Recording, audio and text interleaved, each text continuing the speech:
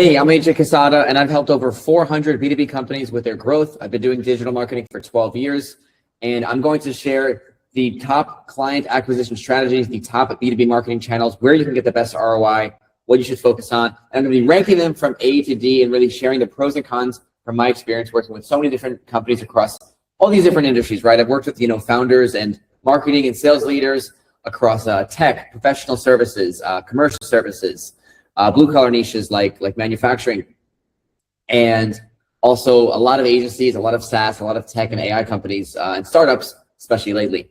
So all this I'm sharing is all from experience, and by the end of this video, you're gonna have a clear view on what your possible next move could be. What channels you should double down on.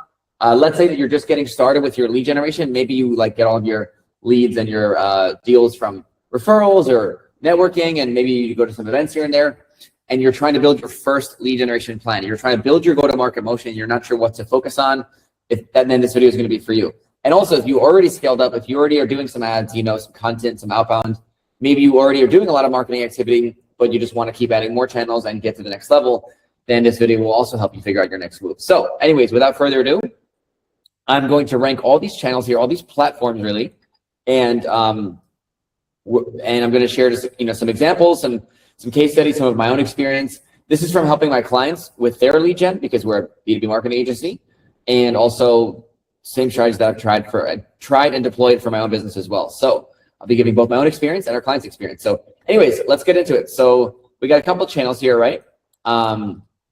Let's take YouTube as a channel. I mean, I'm recording this video on YouTube, so you guys obviously can tell that I like YouTube. But again, let's talk about it. I'm not just going to rate them. I'm going to actually tell you the thought process and who this is good for. And by the way, some of this advice would slightly be different for your situation depending on if you already are skilled up and you're already doing 7, 8 figures, 9 figures, right? And also if you're kind of just starting out, maybe you're maybe you're doing 6 figures per year and you're trying to figure out how to get your first 10, 20 customers. Some of the advice might differ a bit. So if you stay till the end, I will give you some specific advice for your situation and I'll cover that nuance because I've worked with a lot of founders in the early stages as well as the later stages. So why is YouTube an A?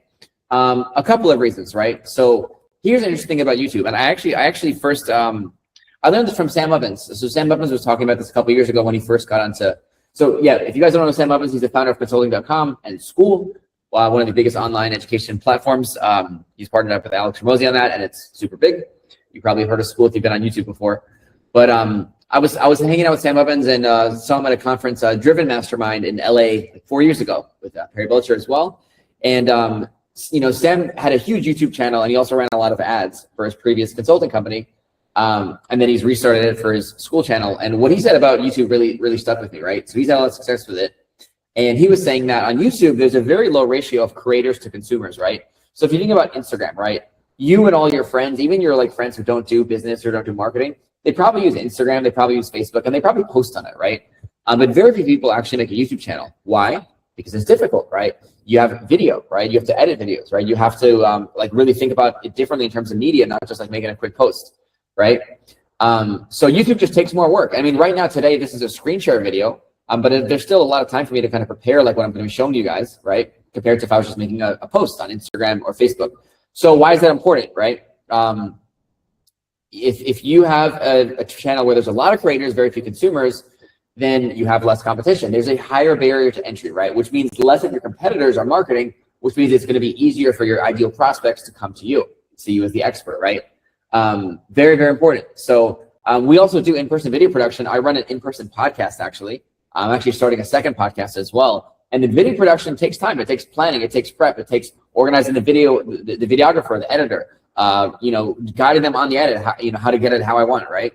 And then posting, cutting up in short. So video's a lot more work. It's a lot more money, which is why less people do YouTube, which is why you should do it. Because important lesson here about marketing, don't just do the mainstream things that everyone else is doing. Don't just do the easy things. Because if you do the easy things, all your competitors are doing the same thing. And in marketing, you don't want to be playing in the pool that all your competitors are playing and doing all the same things, right? Otherwise you're in a red ocean, right? And rule number 1 of marketing is be different. So doing a channel that less of your competition does is a way to be different. Why else is YouTube powerful, right? Why else am I investing a lot of time and money into it? Because recently, I spent 3 days filming last week. So 3 days, if I was going to be doing 3 days of consulting for a client, like a B2B company, if I was going to fly out and meet with a company for a whole day or two, I mean, that would be like 3 days would be over $30,000 they'd have to pay me, right? So I basically spent 3 days last week, which is like $30,000 of my potential time and my earning potential, right? On filming for YouTube. Why? Because it's like, I'm going to tell you why. This is why it's important. YouTube is a huge search engine, right? So it's not just like YouTube is a level above social media. And recently we actually lowered more than half of our Facebook advertising budget. So we just cut our meta ad spend and we're putting that to YouTube because I realize that I can get a lot better use and a lot more longevity out of those marketing dollars if I'm on YouTube. But YouTube, there's a couple things that make YouTube special. So when I started Revenue Boost, my biggest channels were actually these ones. It was Facebook and LinkedIn. And a lot of you guys on this channel here, you might know me because maybe you're in my Facebook group. I have one of the founders of B2B Sales and Marketing Secrets. There's over 11,000 B2B entrepreneurs in there. Great community. Definitely join it. But that was the first thing. So when I started Revenue Boost, I built the Facebook community. And then I was posting on LinkedIn. And then about a year later, I started on the podcast. And then also, of course, we did some cold email, like some LinkedIn outreach, because we are predominantly an outbound agency. So we use those strategies as well. But I actually didn't really get into YouTube. I wish I got into it earlier. I started posting a couple of videos 4 or 5 years back, but I just kind of fell off. I mean, again, it's tough to show up every week, make videos, produce them, edit them, work with the team, right? Pay for editors, pay for videographers, pay for thumbnail designers, or make them yourself, right? It's a lot more of a thing, right? So I put it off for a while, but let me tell you why I ended up going onto YouTube, right? So again, I still do Facebook, I still do LinkedIn. LinkedIn's great if you're a B2B. We're going to talk about LinkedIn in a bit and also like the different ways you can use LinkedIn. So stick around. But aside from the reason I like shifted focus away from Facebook and LinkedIn, and the reason we've lowered our meta ads budget on Facebook is because with YouTube, it's less of flash in the pan content, right? What do I mean by that? If I make a LinkedIn post, it's gone in a couple of days, right? I could get a lot of comments, a lot of views, maybe a couple leads, but maybe a lot of leads, but it's still gone in a few days. There's no longevity. And what I didn't like about that is like, to me, lifestyle is important. And also just building things that like compound. Like when you build businesses, especially online businesses, there's different things you can do that compound and like you retain the value over time versus things that are like flash in the pan. Here's an example. Let's say you're going to run a billboard ad. If you're going to put an ad on a billboard for a week and then it's gone in a week, you know, that could get you some sales, but then nothing happens, right? You have to keep paying for the billboard and you have to be stuck in it, right? So I realized that all of my content strategy for my personal brand and for Revenue Boost was essentially almost like going to waste. Like, yeah, I gained some followers and some leads in my pipeline, right? So like I still have that value, but my content's gone, right? And I just felt like, like one day I just realized like this is just kind of like a lot of work going to something that just is pretty much gone. It's not searchable, right? There's no longevity. YouTube is different. So there's one YouTube video. This is actually not on my channel. This is when I went onto the Future's channel. If you Google the Future and AJ Cassata, the Future without an E at the end, Christo, you'll see me on his channel like 5 years ago. I did a presentation very much like this on just doing some teaching, screen share style.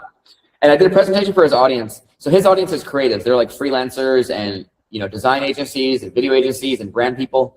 And he helps them get clients, right? And he helps them do, grow their business and teaches business skills to creatives, right?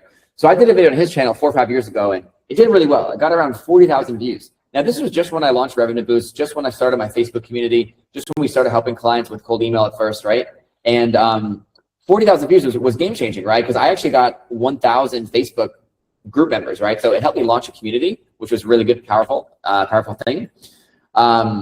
It's a community served us very, very well over the years and generated, close to $1 million in revenue, somewhere around like 700, 800. I don't know. It's a little hard to track because with organic, everything works together, right? But anyways, a lot of revenue. It's been a big driver. But the crazy thing is 3 years later, 4 years later, I think it was like 3 years later was the last time somebody reached out to me because they said, wow, I saw your video with Christo about your cold email, outreach strategies, right? And they want to work with us. So 2 to 3 years later, I would still see some leads trickling in from this old video with Christo. And that really shifted my mindset. That's when I realized like, wow, okay. So now I get it. You can either build these like assets, right? That are searchable, all right? Or you can just do these flash in the pan content. Now look, I still post on LinkedIn. I still post on Facebook because it's still valuable to get some engagement. But here's the thing. The YouTube, I'm going to take the YouTube out of here for a second. The YouTube has become like the centerpiece of my strategy. So right now, the centerpiece of our strategy is YouTube, email, and then also our Facebook community. Not my profile, but just the community. And all these other platforms like LinkedIn and Facebook and even like Instagram and we actually have TikTok here as well. Actually, let me put that on there. TikTok image. Hold on, bear with me, guys. I had just completely forgot about TikTok. Images. Here we go. Okay, we're gonna get the cool looking one, not the cartoony one. Sweet. So anyways, all these channels to me that are like flash in the pan content or content that you can write really quickly or just make a post to take less effort, which is where most of your competitors are. To me, it's about driving traffic from these to the core of my marketing funnel, right? My email list and my YouTube, because this is really where you build community. And again, I have a Facebook group as well, so I'm gonna put that here, Facebook group. Because again, all my effort on Facebook and LinkedIn just felt like somewhat wasted to me, right?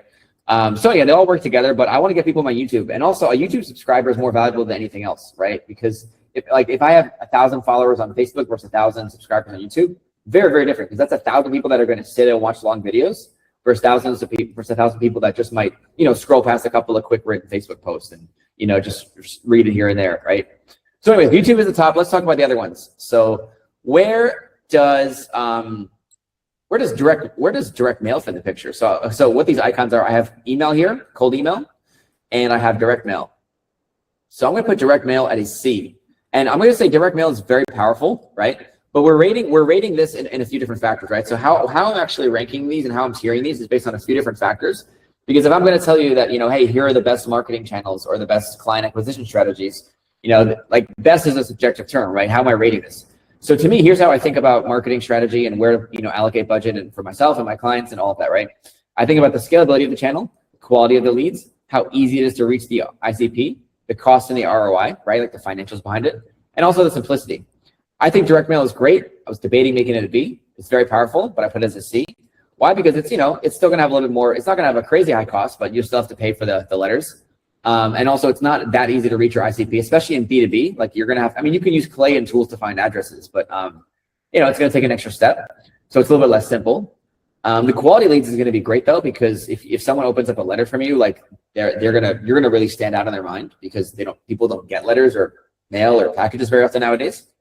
Volume scalability, very scalable, but honestly getting addresses at scale, can be challenging and pricey. And there's just gonna be some people that you might, like a lot of businesses are remote and online now. So that's, challenge. It's, in a way, like in some ways challenging to reach the ICP. So direct mail is really cool for C. We're actually thinking of testing some direct mail stuff pretty soon here for Revenue Boost. But we're gonna, when we use it, we came across an automated platform recently that sends like handwritten letters and even like gifts for you, which is pretty cool. So I'm gonna be testing that out. But that's really good for like account-based marketing. So, if I have a list of 200, 300 really, curated ideal prospects and companies that would be great to work with us, then direct mail is very useful there, because it's like, again, it's going to have a very high response rate because it's unique. Are you seeing the trend here, right? Where can I position myself against my competitors, right? Where can I be where they're not showing up? So now let's talk about Instagram. Instagram, I'll put at a B. I'll put it at a B because it's, great platform, and you can reach people on Instagram through your Facebook ads, right? So the nice thing is that it's just you can operate inside Facebook ads. So that's a big thing. But I would say for B2B, like what you're not going to have is the targeting. So if you're trying to do outreach to a specific job title, like if you want like B2B marketing executives, or maybe you sell a product to CFOs, it's just like outreach is difficult on LinkedIn, not LinkedIn. Outreach is difficult on Instagram because you don't have the targeting filters like you would on LinkedIn if you're doing LinkedIn outbound, and also you're more limited on DMs, and automation tools are harder as well. So it's just really not as good as some of these other platforms. Like with cold email, with LinkedIn, you can automate them, right? Same with cold calling. That was actually one other to add. I'm gonna actually draw a little phone here. That's my phone, cold calling. So Instagram is great. Great channel to reach people. It's not as common for B2B just because it's just tougher. It's just not as targeted, right? So remember, back to the criteria, it's not easy to reach your ICP. The cost and ROI is great because organic content, it's always like that. And you can generate pretty good images now with AI, so you don't even really need like a designer, or you can take great photos with your iPhone. So cost and ROI is great. Quality leads can be great, but yeah, I would say quality leads will be lower compared to other channels, because it's kind of like service level content, right? People are gonna read your Instagram post and see the image, but they're not going to connect with you as much as if they follow you on LinkedIn or listen to you on a podcast or subscribe on YouTube, right? So yeah, basically so all I can say is all views are not created equal. Different content, different channels have different levels of engagement, right? So a view on Instagram is quicker than a view on, and less valuable than a view on YouTube. And that's really, really important to understand, because on Instagram, you can get a lot of followers, and you can, like Instagram, TikTok, you can go viral, right? It's easier to go viral. However, on these channels, you're not going to be building as much connection. So you might be getting some followers, right? But those followers are going to be less likely to convert. Now here we're talking about business, right? We're talking about lead gen, right? When you're doing content marketing for lead gen, it's very different than being an influencer, right? I think a lot of people, they think they have to do what the influencers do and always go viral. But if you're trying to generate leads for a business, a service-based business, SaaS, then it's not about like trying to always go viral and get lots of views. It's about really building trust, using content to get new leads and attention, build trust with those leads, and convert them to the next step of your funnel. So that's very, very important to understand. It took me many years to learn that myself. I thought that any view was just like a good thing, but it's not, right? Highest quality views are actually YouTube and spoiler alert, podcast, which we're going to be talking about next.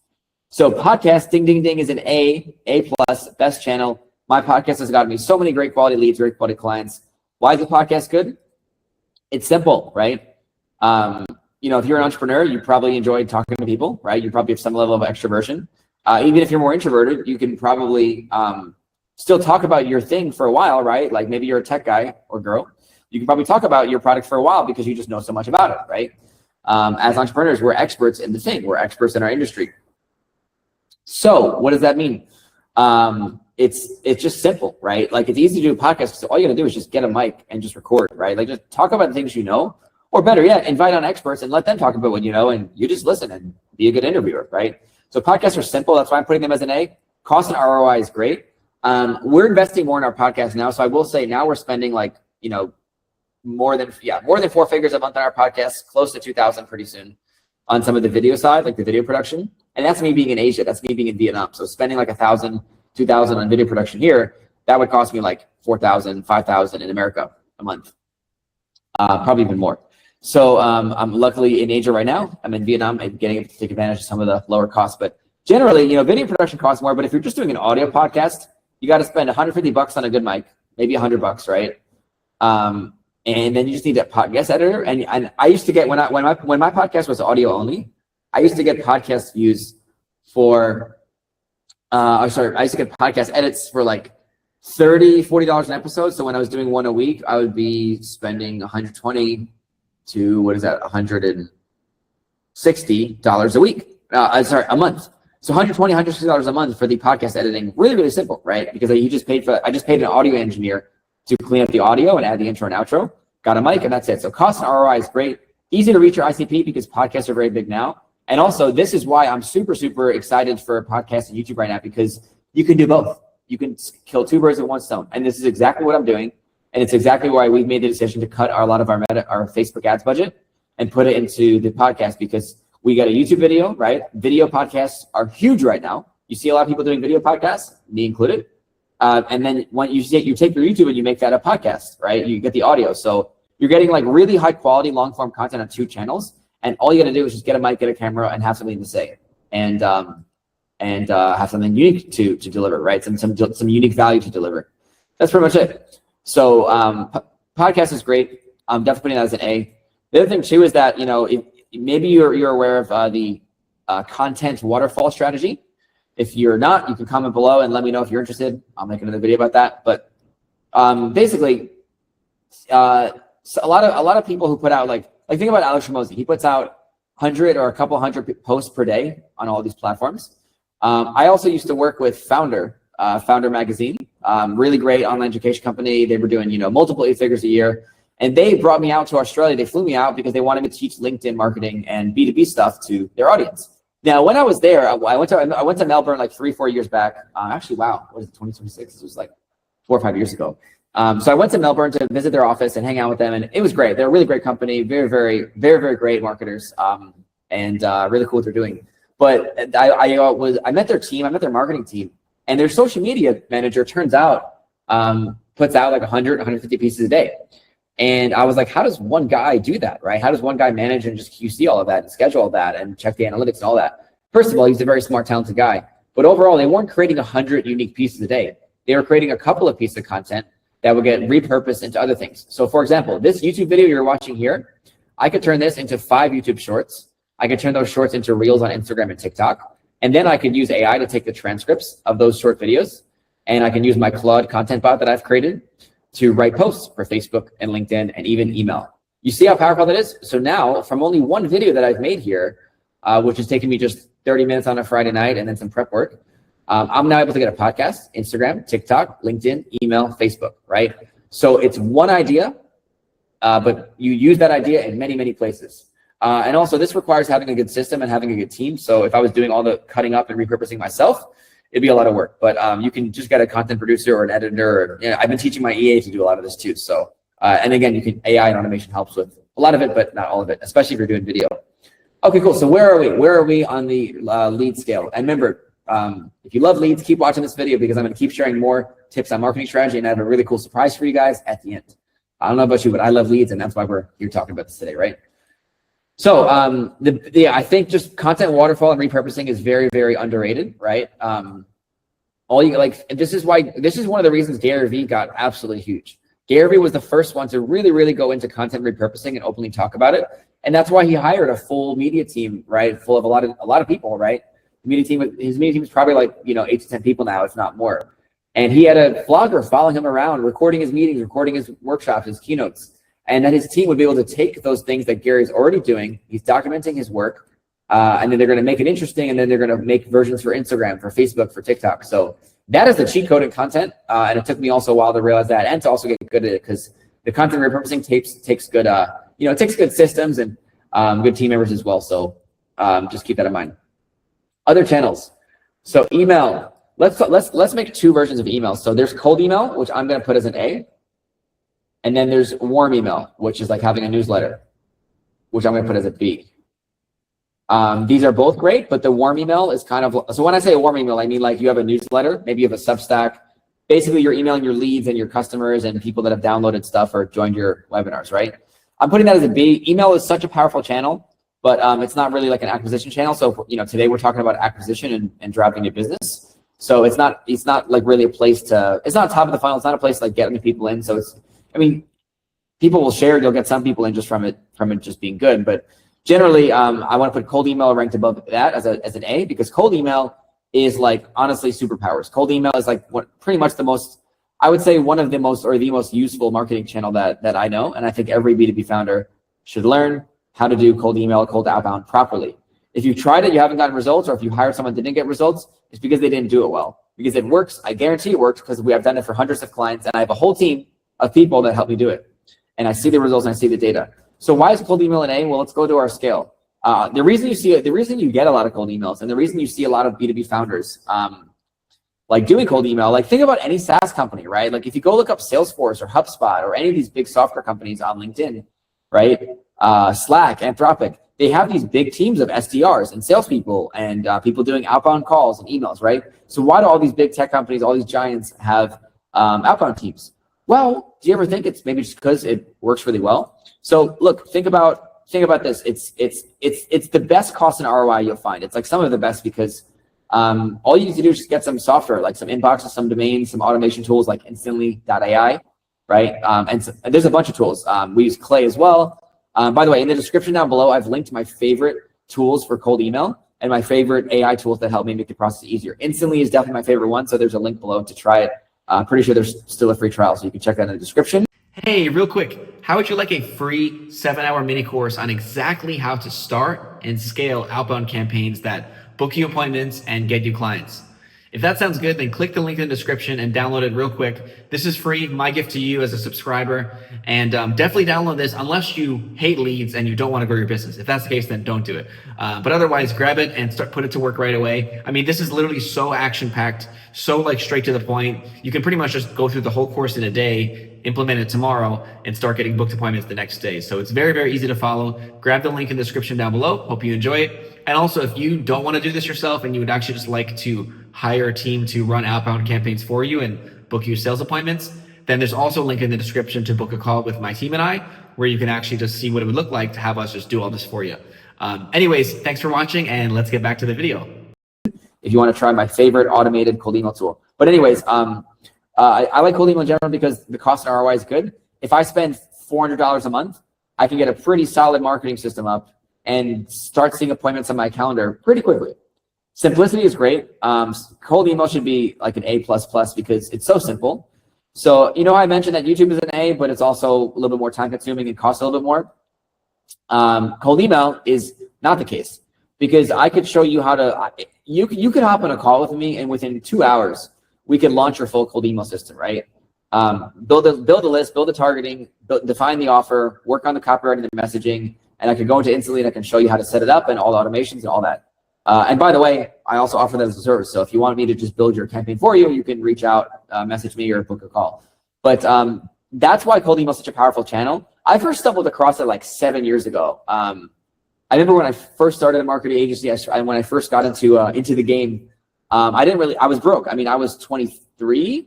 Yeah, I worked a corporate job. I worked in sales and sales management for a construction company, and I worked that job for like 5 years. So I was fortunate to get like a pretty solid sales job pretty early through like an internship in college. But after that job, I didn't save a lot of money because, like a lot of college students, I didn't save responsibly, and I spent a lot of money on partying and some travel. But anyways, no regrets. But I was pretty broke when I started the business, so I didn't have the money to like fly around and go to a bunch of like events or conferences. I also did not really have money for ads, and I couldn't really do social media much, right? Like, I mean, I tried doing some posts on Instagram and Facebook and all that, and working on the website to try to get some Google SEO traffic.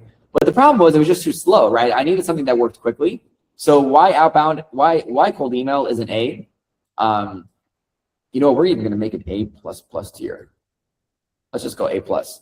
Cold email would be where I'd start if I was just starting over again. And that's what I did. I've launched multiple B2B businesses, and I always use cold outreach in some shape or form, or as the main driver when I launch a new business or when I launch a new offer, right? Now I have my audience and my personal brand, so I lean a little more on that, but we still do this as well.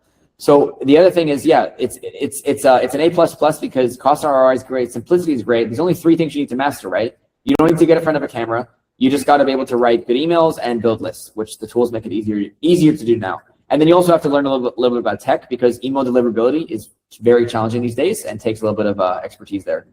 But it's also easy to reach your ICP. So one of the reasons I always found myself coming back to outbound, and one of the reasons clients pay us a lot of money to do their outbound is because it's very hyper-targeted. It's like the most targeted. So let's say that, okay, for example, one of our clients is a B2B SaaS tool in the marketing space, compliance space. And we just booked a sales appointment for them with Shopify. A higher up at Shopify wants to meet with our client, get a demo, and it started with a simple cold email. So that proves that you can reach really high quality leads, and it's easy to reach your ICP. Because if you have a very specific target, if you have a very specific avatar, maybe there's like a new market you want to break into that's like pretty small and very targeted or even obscure, the best way to reach them is going to be outbound. Sometimes the only way to reach a very specific niche market is by like cold DMs or email or cold calling, right? And then the scalability is insane. So cold email checks all 5 of these boxes.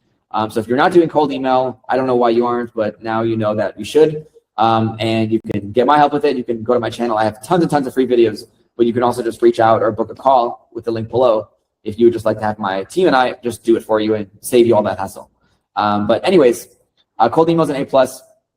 Let's add LinkedIn to an A+ as well. LinkedIn's been very useful for me. I've been using it for about 6 years now across a few different ways.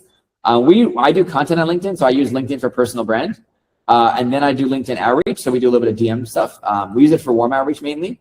Why am I not getting the right blue? Here we go. So I just said that I use LinkedIn for warm outreach. You might be wondering, AJ, what's warm outreach? How's it different than cold outreach? Well, I'll tell you. So warm outreach is when you're reaching leads who are already in your orbit. They've already talked to you or your team. So I find that so many companies really neglect their lead. They neglect their value of their pipeline, right? So many people are focused on getting new leads and traffic. They always think that the answer to more growth is more leads, and it often isn't, right?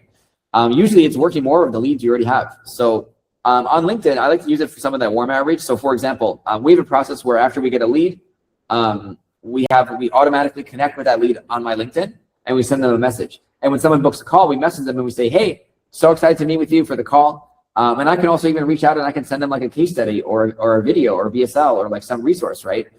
So I'm using LinkedIn to like connect more with my leads, move them to a call, move them down the funnel, and also help warm them up and help them be prepared for the sales call and like consume some content, right? So LinkedIn DMs is great relationship building tool. It's great for warm leads. It's also great to do outbound to new leads. Why is it an A++? Because it's simple, low cost and ROI. It's even cheaper than cold email. You could just spend $100 a month for Sales Navigator and you're good. And then maybe a tool like Dripify as well to do like some LinkedIn outreach automated. Now, by the way, if you didn't know this, you can automate your cold email LinkedIn outreach, which means you can send 1,000 emails a day, 10,000 emails a day, and you can send, I mean, on LinkedIn, you're more limited. You can only send 100 DMs a week or so, 150. But that's why I also use it for the warm outreach, right? Because on LinkedIn, since I can't send a lot of messages, I'm not always going to do a lot of outbound cold volume, but I'll use it for my high priority warm leads who already are most likely to buy, right? So it's kind of more of like I use it a little bit more middle down the funnel, but you can also use it for outreach. The quality of leads is exceptional on LinkedIn. I mean, if you think about demographics, LinkedIn has the most affluent customer base compared to any social media platform, right? The average income of people on LinkedIn is just higher. Scalability is good because it's the biggest B2B database in the world. If you're doing B2B, you should be on LinkedIn. If you want to get started, here's my recommendation. Minimum 3 posts a week. You can make one something that builds authority, like a case study or a client result. 2 could be a how-to, so like something that's useful, something that's actionable. And then beyond that, 3 can be something, I mean, 3, so like the first 2 you have to do, you have to educate to help people and solve problems, right? And you have to have social proof. Third one, you could just make it a little bit of a wild card. It could be a trending topic, or it could be a personal post, something personal about you and your team, like your values or your beliefs or anything that's kind of fun or quirky as well. But the main 2 are like definitely have the authority pieces and definitely have the educational pieces. And education that works well on LinkedIn, it could be listicles, it could be lead magnets, or it could just be how-to posts step by step. And then start doing outreach. So start reaching out to people who engage with your posts, back to warm outreach, and start DMing and using Dripify or tools like it to auto-connect with people for you. So imagine that you have like robots working in the background, sending automated DMs on LinkedIn and email, and you can just wake up and you'll see booked appointments in your calendar. That's pretty awesome, right? That's why it's an A++. What else do we got? So now we have events. Events are great. I will put them at a B. I was debating making them an A, but they're low on the cost and ROI scale. ROI can be great, but you can also spend a lot of money on events and not get much back. If you're speaking at events, the ROI is insane. So definitely do that. But if you're just going to events like for networking or conference, I mean, you can get a great ROI out of it, but you really have to pick the right conference where your ICP hangs out. It's very important. But also if you have to fly and pay for hotels and food, it's going to be a little cost prohibitive, especially if it's your main lead gen channel. I love doing events. I'm going to America for 3 months pretty soon. And I'm going to be speaking at Perry Belcher's Growth Hacking Live. I'm going to be speaking at AI Marketing World about our AI lead generation and cold email strategies. And then I'm going to another event that I'm not speaking at, but just going to go. I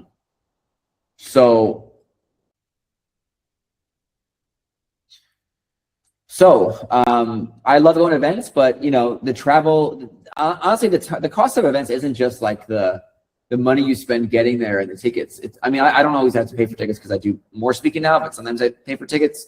But the cost isn't just the event. It's also like the time, like, especially for me being in Asia. I mean, when I go to America for an event, which is where most of the good ones are, it's like 2 days of travel and jet lag. And, you know, events are like, it's weird.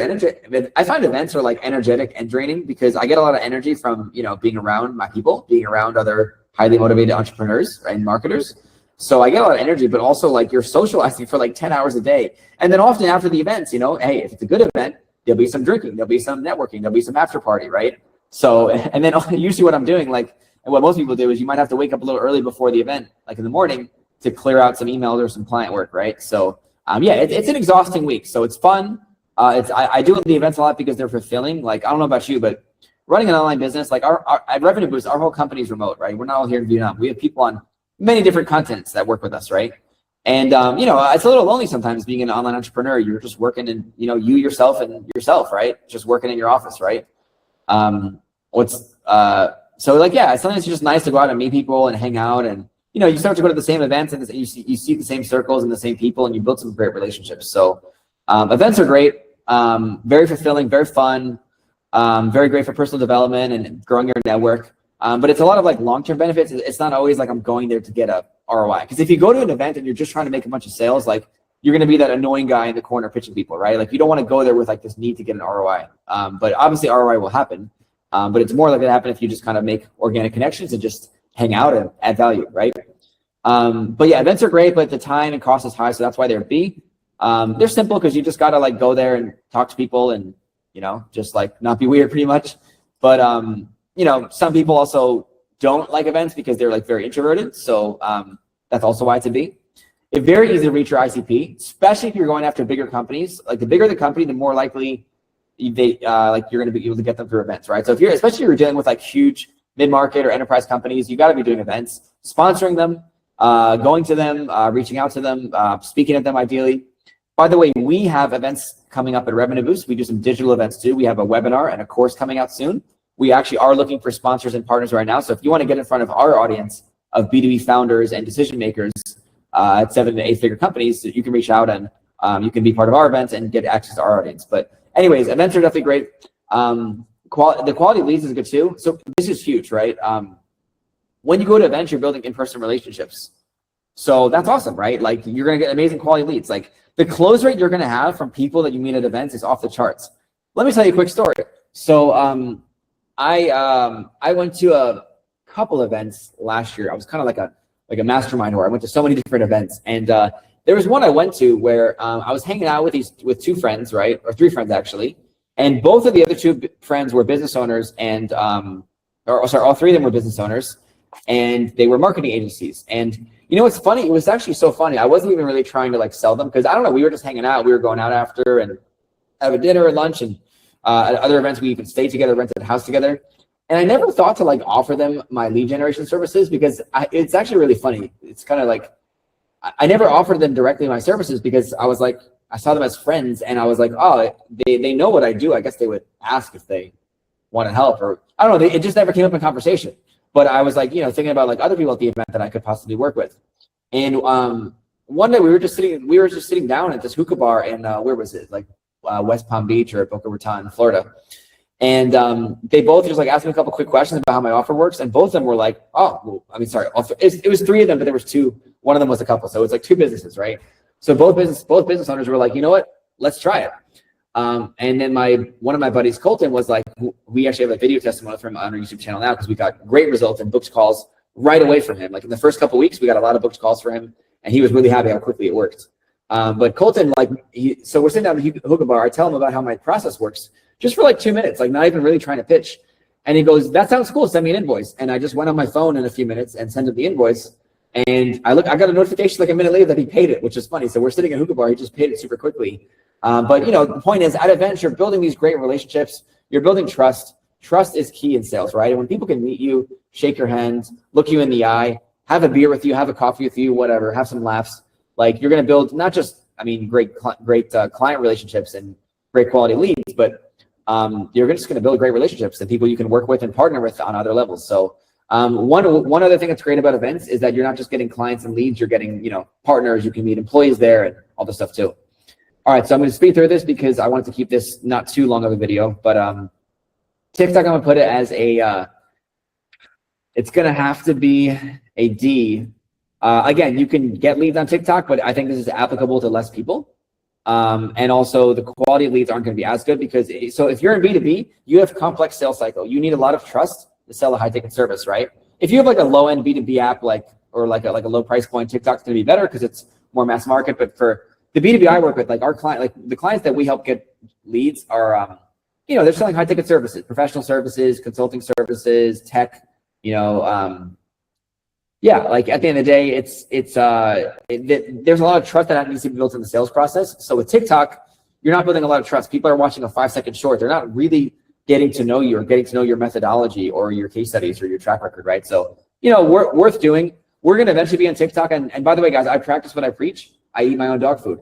I follow all these channels, right? Like this is how I prioritize. Like this map pretty much represents my marketing plan, which is like, again, I'm sharing everything today from personal experience, right? Not one of those gurus that just Googles things and talks about them. But yeah, we're going to eventually get on TikTok, but it's going to be one of the last things we do. And really, I'm going to just have my team chop up my YouTube videos and shorts and put them on TikTok. So that's what we'll do. Google, great. Google's an A. Start with Google. Very high cost, very great cost and ROI because you can. So right now we're paying $1,500 a month for like a SEO team. They're optimizing our website and doing a lot of content, and we're already ranking in LLMs. I don't know, maybe like a year ago I would have put, you let's refer to this Google one as SEO. It's not just about Google, but it's also about showing up in Gemini and ChatGPT. It's related because if ChatGPT is often going to like scan Google, also ChatGPT scans Reddit, and Google owns Reddit. So like Google's ecosystem for like SEO is kind of what I'm referring to here, and AEO. But I would put this at a B earlier, but I put it at an A now because right now I'm investing in this because I'm putting marketing dollars behind this because like this is a golden age to get ranked in AI, right? You can rank pretty quickly, 30 to 60 days, and start showing up in AI searches, right? We got a consulting client a couple of weeks ago, actually about a month ago, we got a consulting client sign up, and he said he searched ChatGPT and he said, who's the best cold email expert? I want to get leads from my B2B company. And ChatGPT brought him to us, right? So that was pretty cool. And that was before I even hired a company to do it. So I was organically showing up on ChatGPT.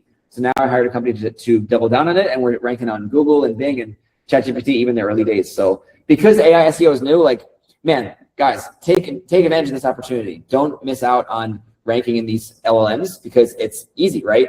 Like in marketing, you want to look for the arbitrage, especially digital marketing. You want to look for like where your competitor's not playing or what's like a new up and coming channel, right? Like 5 years ago, it was like YouTube. I mean, YouTube is still awesome, but like now it's a little more mainstream. But 5 years ago, like podcasts were really up and coming, and so was Instagram, right? 2-3 years ago, TikTok was very up and coming, and so was LinkedIn. But now they're more popular, and now more people post there, right? Anyway, so next we got Facebook. I'm going to put it as a C. So actually, you know what? I'll put it as a B. The reason I was going to say C is because I think it's not always applicable depending on who your B2B avatar is. So like depending on your ICP, sometimes it might be hard reaching them through Facebook. But if you sell to SaaS software, also marketers like agencies and marketing executives, they are definitely on Facebook. A lot of them are. And also if you sell like an older demographic, they're going to be on Facebook. But it's a little harder to reach them. So back to the criteria, it's harder to reach them because you don't have like, again, on LinkedIn, you can basically really zero in on like building a list and searching for your exact ideal client, like the company details, how big the company is, the industry, the location, the person's job title, a lot of like their activity, their signals, their like if they post on LinkedIn or not, right? So LinkedIn, you can really laser in on and DM these people. On Facebook, you can't, but it's worth doing. If you know your ICPs on Facebook, consider building a Facebook community. A Facebook community is a really, really powerful strategy. I've got 11,000 people in my Facebook group, and I told you we've made almost $1 million in revenue, and that's mostly organic. It's probably, again, 700K or so, but probably a decent amount more. I just don't track it anymore, and it's kind of like hard to track because I would say like Facebook group has probably influenced close to $1 million in revenue, as well as directly generated like most of that, 2/3 of that. But Facebook groups will take a long time. Facebook community or any community like a school group or a Slack group or a WhatsApp group, you don't just build it overnight. It's like showing up and adding people and engaging and leading the community for a while. So Facebook community is definitely worth doing, but definitely high cost and you got to be committed to it. So some of these things are good to do where like you can get results in a month. Some of these things are more of like a 3, 6, 12 month play. If you're doing YouTube, that's like a 6, 12 month play, right? We got barely any business in YouTube in our first year, but I knew that it was going to be useful for the personal brand. I knew that it was going to help me be a better speaker. I knew that it was going to be useful for the sales process. So, side tip here. Quick tip about YouTube is that you can take your videos and use them in the sales process. So you can make a VSL, you can make a case study video or many case study videos. You can make a video explaining your process. And before a prospect books on your calendar or books on your sales team's calendar, what I recommend you do is you have emails and SMS going out to the leads, and you can link them to a YouTube video. Now, there's a reason I said YouTube video, not just any video. If people book a call with your sales team or you or for a demo, and they get emails and texts, don't just send them reminders for the time. Like everyone does that, and people just tune it out. It's just noise. Send them content. Start warming up the leads. Start getting the lead to watch some videos or read something, right? Or hear some success stories. Because then they're going to come to the call, and they're going to come to the call warmed up. They're going to come to the call with trust. They're going to see you as the expert, and it's going to help you close the deal, right? But here's another thing. You should host your videos on YouTube, because if somebody clicks on your YouTube video, now they're in your YouTube algorithm. Or sorry, you're in their YouTube algorithm. Meaning, if you click on my video, like you're going to see me more on your YouTube homepage, right? So through your like emails, you can actually get more people to kind of like see you in their YouTube feed as well, which is pretty cool. But anyways, so very important factor here is that all channels are not created equal. that's why, like, when I was thinking about making this tiered list of the top marketing channels, I was really thinking, like, man, how am I gonna break this down? Because it's not like so black and white. Like, this is the best representation of what you can do and what I've done. But it's hard to say because there's a lot of nuance. Like, there's some situations in some businesses where this list might be a little bit different, right? But anyways, this is the best average I can give, and these are the 5 criteria points I'm rating them on. But again, like, if you're in a situation, like, let's say that you're like me, and let's say you just started a startup or a new business, and you have very little funds, and you also need to get clients quickly. Like, if you need clients in the next like 2-3 months, then I would think about this differently. I would just be doing outreach on cold email and LinkedIn. I would not be messing around with YouTube yet, except I would make a couple of YouTube videos to show authority, to show that you're showing up and you're on camera, and make it look nice, right? Like, it doesn't cost that much to get like a studio or a videographer for like half a day. Because when you have high quality video production, it just makes you look more legit, because you are more legit because you're spending real money onto your content production, right? So anyways, if I was just starting out, or if I was just trying to have a very limited marketing budget for digital, I would, and again, if you needed clients like pretty fast, like you need something to work quickly, you're going to need a direct response channel like outbound, cold email, LinkedIn, or cold calling, which we're going to put as a B here.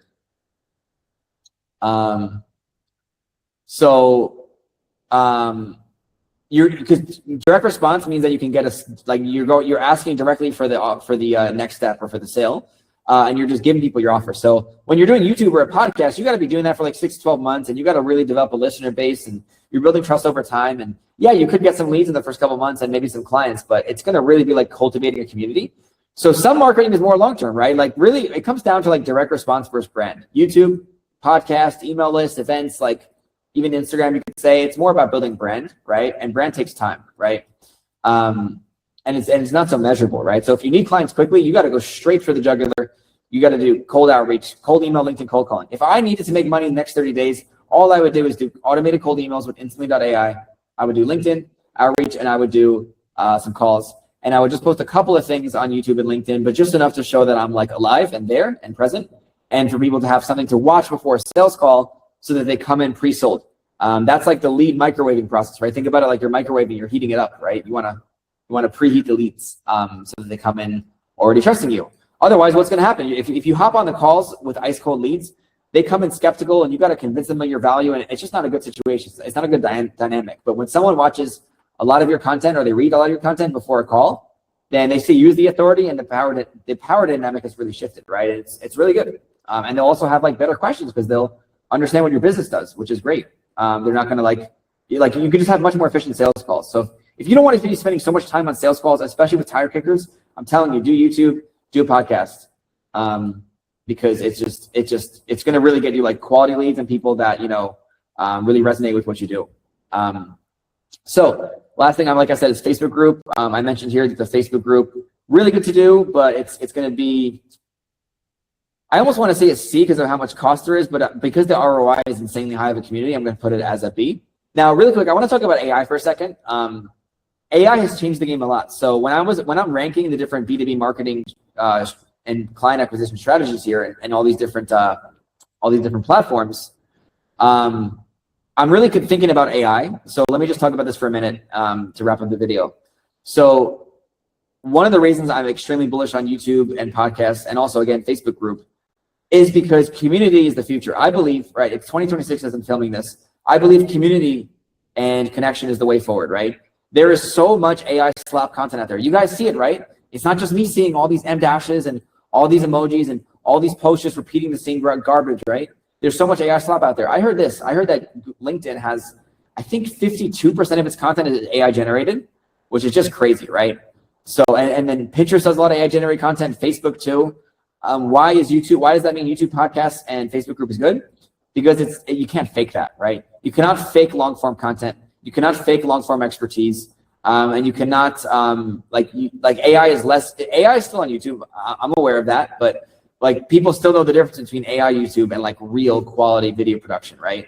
So if you treat your YouTube more like they're showing real stuff, behind the scenes, authenticity, use high quality production, it's going to really stand out in the age of AI. So yeah, I mean, I was already pretty excited about YouTube and long form content, but I've really dived into it a lot more now, and I've invested more money in it this past year than ever, really this past 3 months than ever, just because I believe it's with where things are heading with AI. I think these text platforms like LinkedIn and Facebook are going to become less and less valuable. So yeah, two things. To me, it's all about video, it's all about personal brand, and it's all about community. And those are and I've got some mentoring before from Perry Belcher, great guy. I've spoken at a few of his events and I've learned a lot from him. He is one of the best, I would just say, entrepreneurs and digital marketers in today's age. He has like a portfolio of almost 20 companies in all different industries too. It's pretty cool. But he's also very bullish on those three things, like putting your face out there, personal brand, video, and community. I mean, he also hosts like a bunch of events. He hosts a bunch of conferences. He was the founder of Traffic Conversion Summit, which was pretty much the biggest digital marketing conference until they sold the company. But anyways, that's why because of what's happening with AI, that's why I'm going into these. The other thing too is I'm also going heavily into AI SEO and Google SEO. Again, because of how things are changing, like it's kind of a crazy time right now. Don't you guys feel like it's kind of wild right now with AI and everything moving so fast, right? It's insane, right? And the ground is kind of moving underneath us as marketers, right? Because the platforms and the rules and the user behavior is just changing, right?